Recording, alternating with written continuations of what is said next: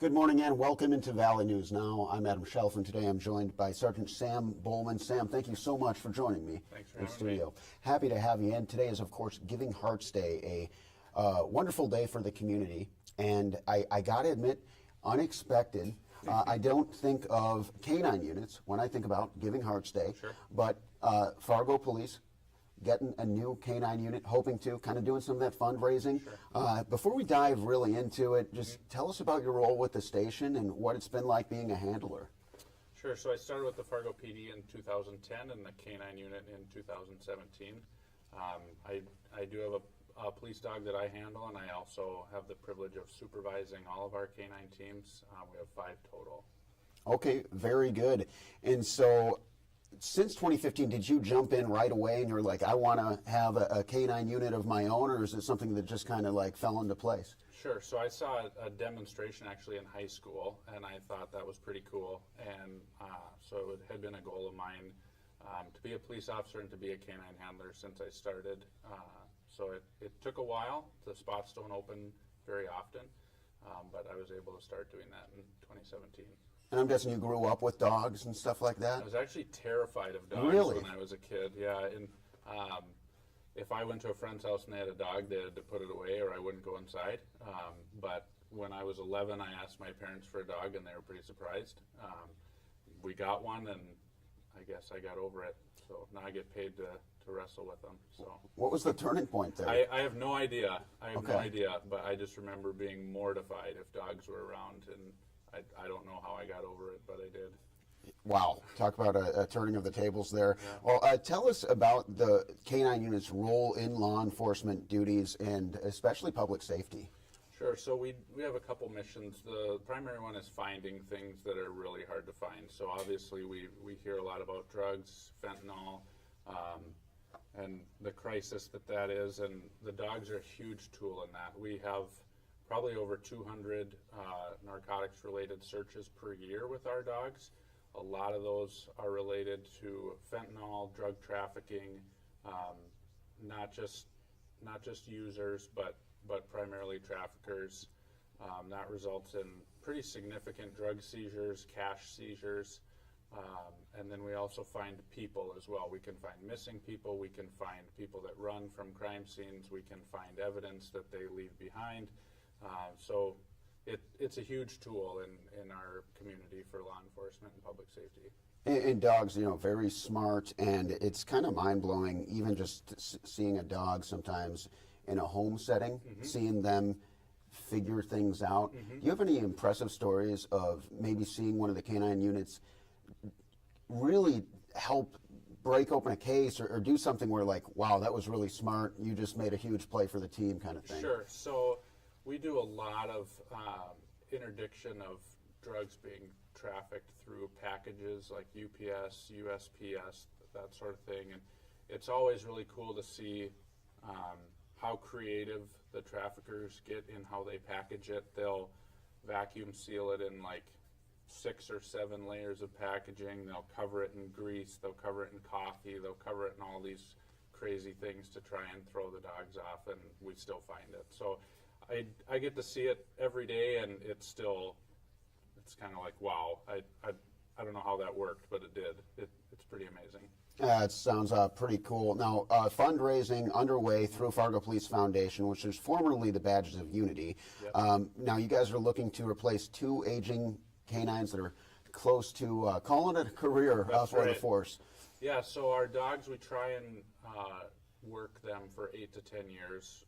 2 of our dogs are 8 years old now and are nearing retirement. So we're trying to actually front load those spots so we can get 2 new dogs with 2 new handlers paired up, work with them while our 2 senior dogs are still workable, help the new people get experience, and then we'll retire 2 of them, the 2 older ones.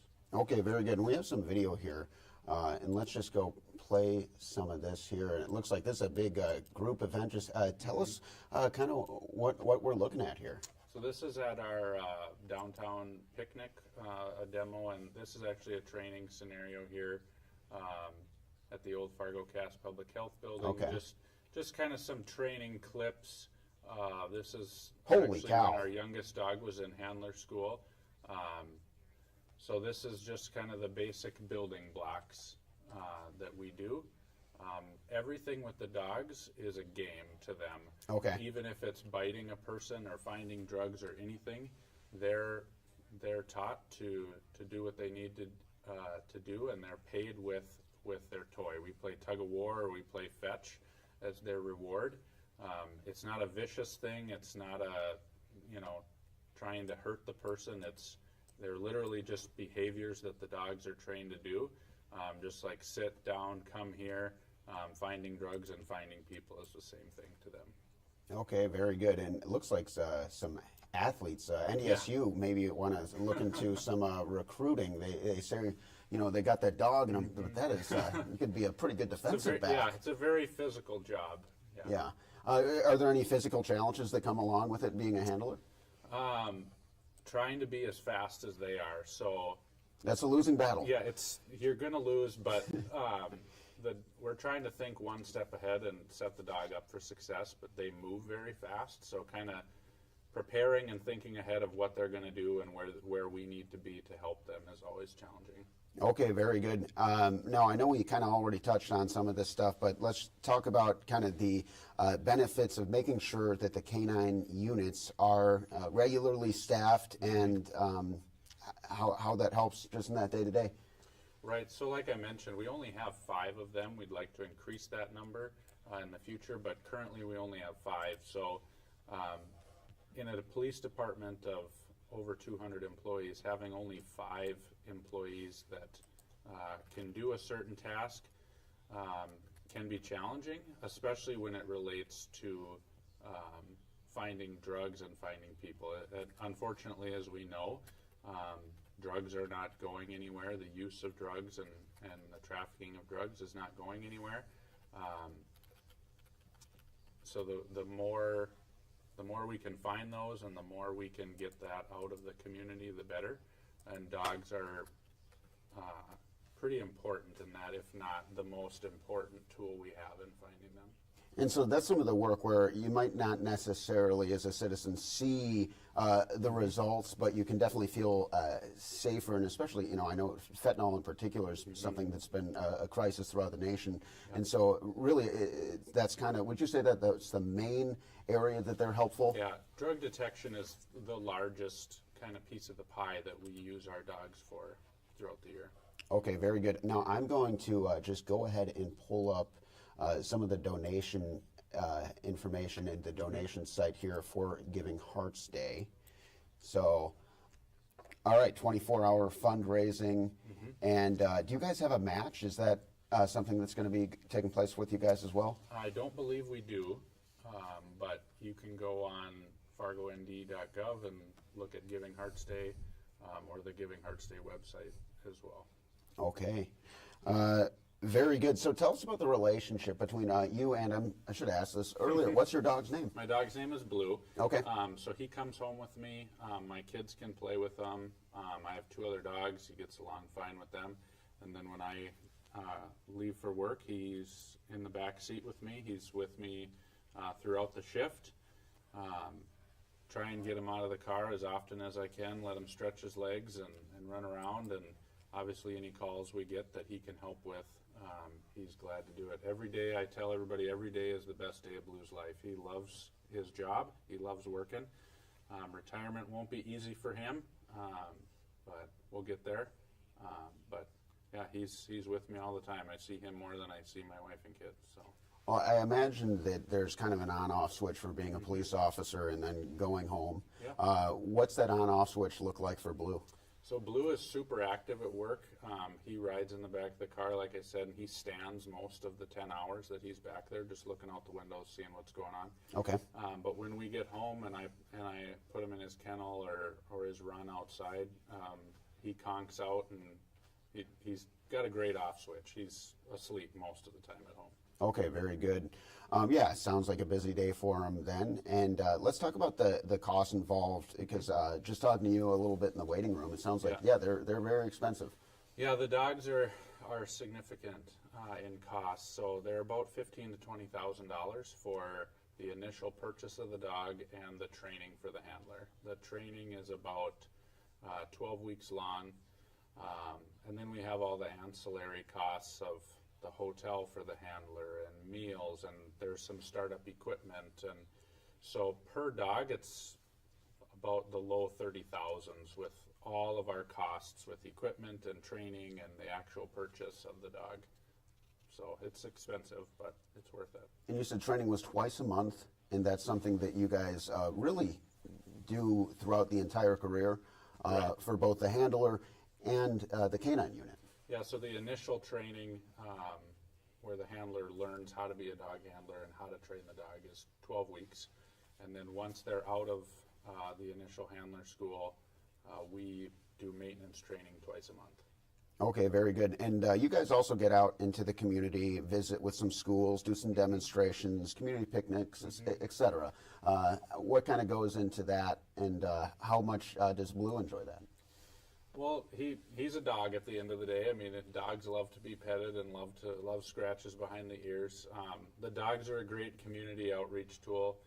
Most people like dogs, so that they'll come up to us, ask questions. That kind of gives us a bridge into the community. Maybe they tell us about something or ask us about something that has nothing to do with the dog, but the dog is a good bridge into that conversation. Same with schools. The kids always think the dogs are super cool when we go in and do demonstrations, and that builds that comfort level with the police that, hey, we're normal people and we get to do some cool things and we have some cool tools, and it's a great trust builder with the kids. Awesome. Yeah, it sounds like it would be a blast for the kids. Now, is that, I know there's like such a thing as emotional support animals and stuff, and there's kind of that natural ability for dogs with emotional intelligence. Is that something you experience with your bond? Is sometimes maybe you guys both had a pretty rough day and you're there for each other? Yeah, I'm kind of spoiled. I get to drive around and have somebody to talk to all day long. He's never talked back yet, but yeah, we have conversations, and that can help. And we'll bring the dogs into the station and let guys and gals play with them and play fetch and pet them, and that can be a benefit too. All right, very good. And one last thing for you. Let's just go over one more time, just that kind of impact of the community support that you guys can receive today, and how that just helps the important role of keeping the canine unit operational and making sure that the department is appropriately staffed. Yeah, we don't want to go down in dogs while we retire these two. We don't want to lower our numbers. We'd like to maintain that. So that's why we're trying to front load this through some fundraising, through community support, and that way we can maintain the level of service that we have right now. Fantastic. Sam, thank you so much for joining me in studio here. We're going to transition. Before we do, is there anything else, I may have forgotten to ask, anything else that you would like to make sure that people watching know? I just want to say thank you. I know we've already gotten some support, and that means a lot to us. You know, we don't operate in a vacuum. We need the public support to do what we do. We're all on the same team, so thank you. Awesome. Thank you so much, Sergeant. Great to have you in studio. And stay with us. We'll be right back with Jan Eliassen. We're going to be talking about the Gladys Ray Shelter. Stay with us on Valley News Now.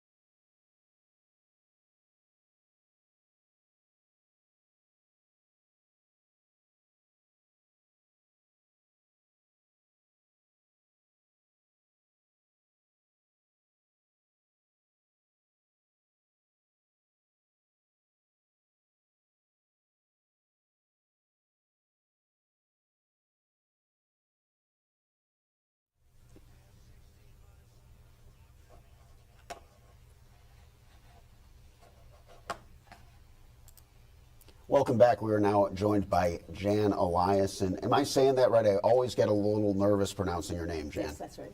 Okay, fantastic. Well, you're not Sam, so we're going to pull up the other graphic right here. And second time's a charm. There it is. Jan Eliassen, Fargo Cass Harm Reduction, playing a super important role, and Giving Hearts Day, important fundraising day for you guys. I know I've had you on the desk before, but if you wouldn't mind just giving a refresher on some of the work you do for Fargo Cass. Sure. So I'm the Director of Harm Reduction Programs for Fargo Cass Public Health, and that includes the Gladys Ray Shelter.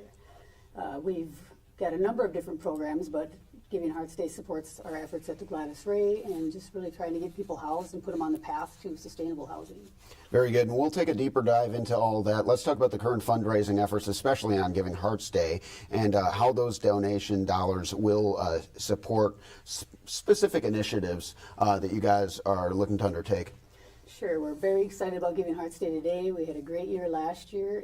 It's allowed us to provide all sorts of supports that lead to housing. It helps with reunification and relocation at times. Other times it's removing the barriers to housing, and we're really trying to work on permanent supportive housing for folks. Sometimes that's application fees. It might be some past fees that they have and haven't been able to pay. It might be documents that they need, such as a driver's license or a ID and social security card. So we get anything that helps a person move toward housing. We're just trying to remove those barriers. Giving Hearts Day, that's what supports that. Okay, fantastic. So it sounds like just a lot of sustainable solutions, not Band-Aid fixes. How impactful is the approach itself to not just, plug holes as they come, but to find solutions to help people rehabilitate, if you will, to get back into contributing to society and being more independent? Sure. Part of our mission is to connect people to the right types of services, right? We've worked very hard as a community. I think our network of partners has worked really hard to make sure that people are in the right place at the right time with, receiving services that are most sensible to their situation. So we have a number of partners that help us work on permanent supportive housing. They also provide intensive case management, a number of things that people that were serving at Gladys Ray could most benefit from. We have seen people in the past or historically where folks move into housing and they don't have the right types of supports, and they end up losing that housing fairly quick, actually. So in the last few years with some of our partners, we've seen people maintain housing for much longer. It's been a really cool thing to watch. It sounds like a lot of success stories. I can think of multiple coworkers at different points in my career who used to be homeless, got themselves back on their feet. What's it like to be able to see that transition from someone who is really struggling to someone who then is thriving, whether it's 6 months down the road, 6 years down the road? Right. So, there's things that keep all of us coming back to this work over and over and over. It's not easy work, and I think that's one of the things that brings people back, that brings our staff back. Certainly helps me stick around, and I've been around since we opened the Gladys Ray 17 years ago. So seeing somebody who really struggles, just trying to build that relationship, having meaningful conversations around what they want for themselves, trying to build some hope while we're at it. And because quite often they've been homeless for a very long time, they haven't seen a lot of success in traditional programs in the community, and they've faced a lot of barriers. So reducing those barriers or eliminating them as much as possible, helping people believe that they deserve housing, they're community members, and we're there to do the work with them all the way through, right through till they move into housing, even after they move into housing. So, it's some folks it takes a really, really long time, and other folks it happens a little bit faster. I think we've seen a lot of people get housed in the last couple of years, and again, Giving Hearts Day, that's played a huge role in our ability to do that, simply because there aren't always resources out there to fight those barriers. But watching somebody move into housing it's emotional. I mean, it really makes the work, it helps us remember what our mission is. It helps us remember what we're ultimately striving for, not just providing shelter and the means to meet people's basic needs, but literally to get them out of the situation altogether and help them stay out. Very good. Well, let's talk specifically about the Gladys Ray Shelter, and I'm going to go ahead and pull up some of that video while we do. First of all, who is Gladys Ray? So Gladys Ray, she was a member of the White Earth tribe, and she was a tireless advocate for people living in poverty in our community. She did a lot of education around American Indian culture, whether it be in the schools or wherever. She was in the very first class of Women of the Year from the YW back in the 70s. I think that her legacy guides us every single day, and it has to guide us every single day. I think she would have felt really good about what we're doing. She had dreamt of having a place for all people, and especially those folks who were being left out due to a number of different things. So she's been an important part of our work, and we're really proud to have her name on our building and on our programs. Cool to carry on that legacy in such a special way. Now, this is on 1519 First Avenue South. Tell us how important the shelter is to the overall mission. Well, it allows us to connect with people. Again, we don't have a lot of requirements for people to walk into the shelter other than typically we're going to try to send folks to other programs if possible. We're going to check on all of that to see if they can go to other programs. Ultimately, we're serving folks who really don't have a lot of other options in the community. Prior to the Gladys Ray opening, they were typically the most unsheltered folks in our community. We do a lot of outreach to connect with people who are unsheltered still and try to get them into shelter as soon as possible. Some want to go, some don't, but ultimately the shelter allows us to provide a really respectful environment, an environment where people can get a little bit to eat, they can meet their basic needs, they can build some relationships with staff, and again, that's the most critical piece, is that relationship and being able to talk about those things. And we do it on their time and based on their goals. You know, we don't set up any goals for folks. We try to create an environment where they can start creating their own list of things they'd like to accomplish and just stick by them as they do that. And of course, we do that at the shelter. We try to make sure there are moments like this where we have a big garden in the lot next door, and that's an indigenous food program.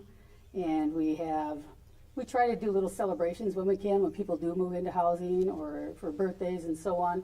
Homelessness can't just be, shelter life can't just be about dwelling in the fact that people are in really hard situations. You have to create moments where people feel good, where people can laugh, anything that we can to keep people around and keep people thinking about what they deserve and where we can head from here.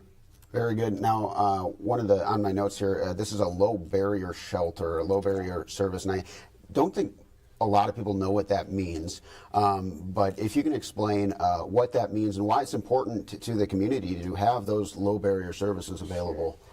So again, we have a great shelter system, we have a great network of partners, and the shelter system in town meets the needs of most people who end up without a place to live. There's always this smaller group in any population of unhoused people in any community. This group that no matter what people have done in the past, for some reason they've fallen to the streets and they've stayed there or they've been there many, many times. We had to reduce some of the barriers in order to start connecting with that group. Even though they're the smallest representation, I guess, when you look at the overall population, they consume the most resources, and they cost communities a ton of money when you're not at least trying to create solutions, because we're doing things like emergency room visits and sometimes interaction with first responders and so on. So low barrier, we just work really hard to figure out how do we serve this person. Don't look for reasons not to serve them, because then we're just playing a role in what they've always experienced. People are expected to be safe when they walk through the door, even if they've drank that day or have some other challenge that they're experiencing. If you're not a risk to yourself and you're not a risk to others, we really want to provide services and invite that person in. Okay, very good. Now, the winter in particular, today it got down to -23 in Fargo this morning, and that's just dangerous to anybody to be out there. And shelters, Gladys Ray, everyone I've talked to around the homeless population, the unhoused population, they all kind of share that big, hey, winter's a tough time for us. And so increased demand during winter, what's it look like these months, especially these harder winters? You know, things get really, really tough in January, February, March. It's not even just the cold weather, it's some cabin fever, and people have been in really close quarters to a lot of other people, so people are starting to get a little bit, they're getting sick of winter, they're getting sick of cold weather. For us, you know, we really rely on the donations that the community provides for gloves and hats and really warm winter gear. We go through so many pairs of gloves in any given week, so many warm winter hats or face coverings, anything. So I think that This winter, of course, this last couple of weeks has been really, really tough. Every shelter is over full. Every shelter is beyond capacity, including the Gladys Ray. We try to keep, our numbers to around 30, 35 at the max, because we are working with a population that brings some challenges with them. But we've been well over 40 most nights, and we have that along with our winter warming program, which also has been well over 40 each night. So we're serving a lot of people, trying to make sure people are out of the cold, and especially at times like this where it can be so devastating, and weather-related injuries are common at this time. Now, as far as the role of human connection goes, and making sure that these guests are not just feeling like recipients of charity, but a community member, how important is that in helping them along to the path of independence?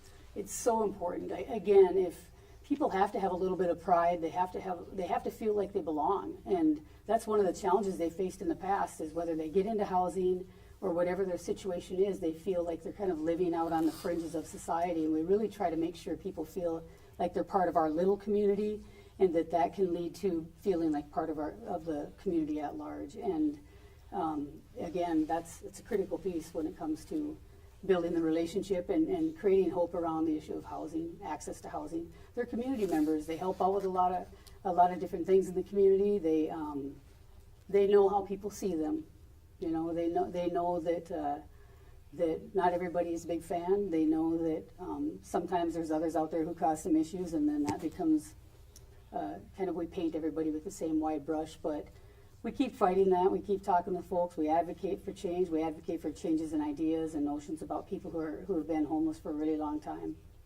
I recently spoke with a occupational therapist who works in mental health, and she was telling me about some of the challenges that they'll face in their work on a day-to-day basis. Even something just like, hey, we got to get you in a shower, stuff like that, dealing with mental illness, physical disabilities, and just kind of overcoming some of the bumps that have come along the road.